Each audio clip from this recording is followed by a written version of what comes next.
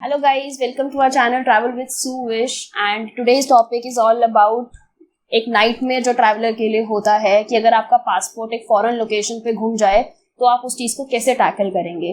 First of all guys, if you haven't subscribe to our channel please please please subscribe to us because आज का topic बहुत interesting है और आप surely इस वीडियो को शेयर करना चाहेंगे with your friends and family.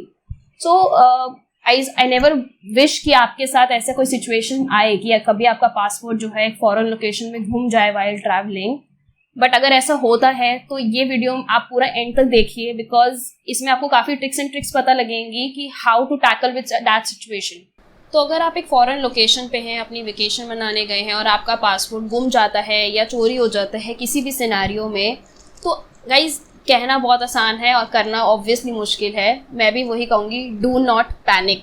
But trust me, ये ऑब्वियसली एक ह्यूमन इमोशन है कि ऐसी जब कोई भी सिचुएशन आएगी तो आप सबसे पहले आप पैनिक ही करेंगे। बट ट्रस्ट मी, मेरे साथ ये हो चुका है, which I will share in my next video में भी।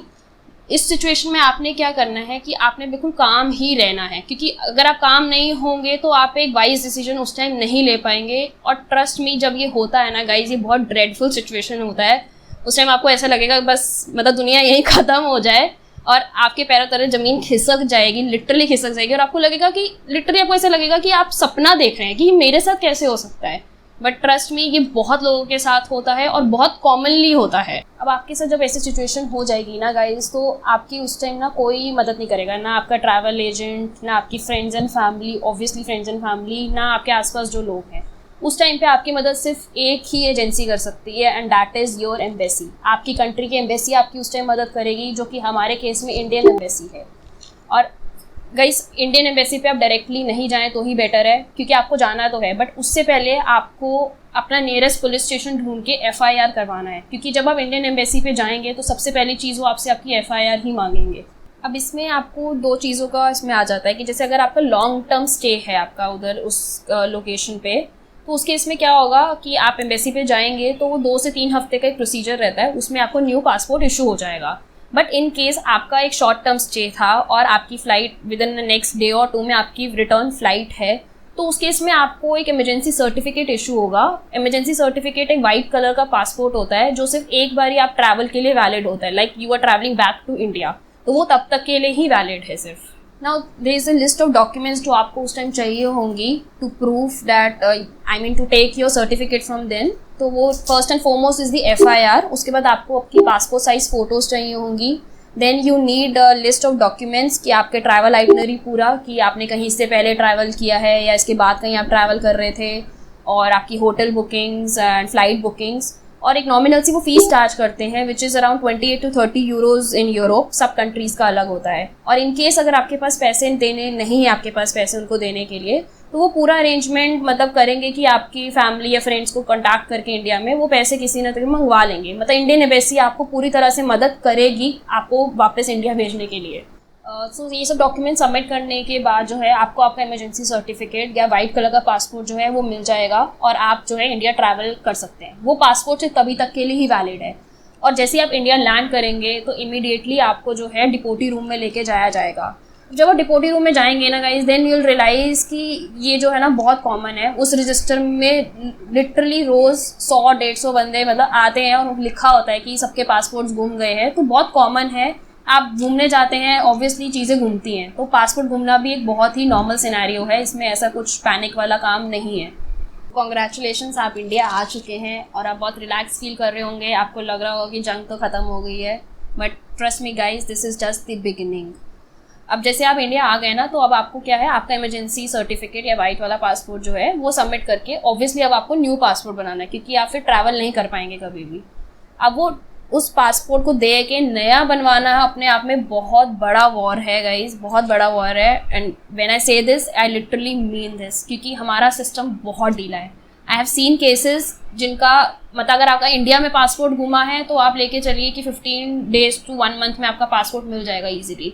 बट अगर आपका फॉरेन लोकेशन में पासपोर्ट घुमा है गाइज, तो आप मान के चलिए कि मतलब मैंने ऐसे केसेस सुने हैं कि 1 month से लेकर लोगों को 1.5 साल हो गया है और अभी तक उनका पासपोर्ट नहीं मिला है। The reason behind the delay is क्योंकि जिस कंट्री में आपका पासपोर्ट गुमा था वहाँ की इंडियन एम्बेसी से NOC आएगा। अब NOC में का प्रोसीजर अपने आप में बहुत लंबा प्रोसीजर है, क्योंकि वो पूरा वहाँ पे वेरिफिकेशन होगा कि आप वहाँ पे कोई इलीगल एक्टिविटी करके तो नहीं भागे या आपने खुद का पासपोर्ट जानबूझ के तो नहीं घुमा दिया।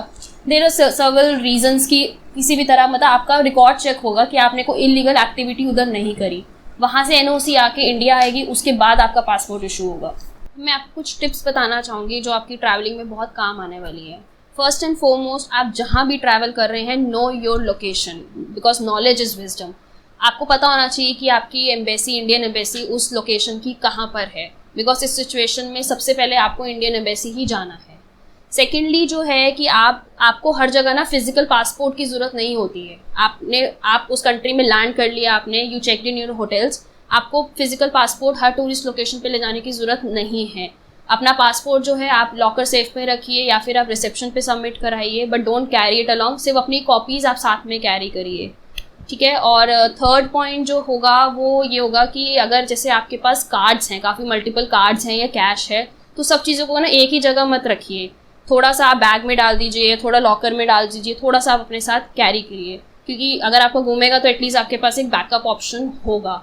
एंड अपनी आइटनरी, फ्लाइट डिटेल्स, सब चीज़ों की कॉपीज़, बहुत मल्टीपल कॉपीज़ अपने पास रखिए। And lastly I would say कि अपनी पासपोर्ट साइज़ फ़ोटो कॉपीज़ जो हैं वो आप अपने पास रखिए फ़ोटोज़, बिकॉज इंडिया में बहुत ईजिली अवेलेबल हो जाती हैं पासपोर्ट साइज़ फ़ोटोज़, पर बाहर ऐसा नहीं होता, तो आपको उस टाइम वो चीज़ चाहिए होगी जब आपको एम्बेसी जाना होगा। And one thing I forgot कि अगर आपका क्रेडिट कार्ड गुम जाता है तो उसको इमीडिएटली ब्लॉक करवाइए। अगर आपके पास ब्लॉक करवाने का सोर्स नहीं है तो अपने फ्रेंड्स एंड फैमिली को कॉल कीजिए और ब्लॉक करवाइए, क्योंकि सबसे बड़ा ड्रॉबैक जो फॉरेन कंट्रीज़ में रहता है कि आपके कार्ड एक्सेस के लिए वहाँ पिन्स नहीं मांगते हैं जैसे इंडिया में होता है।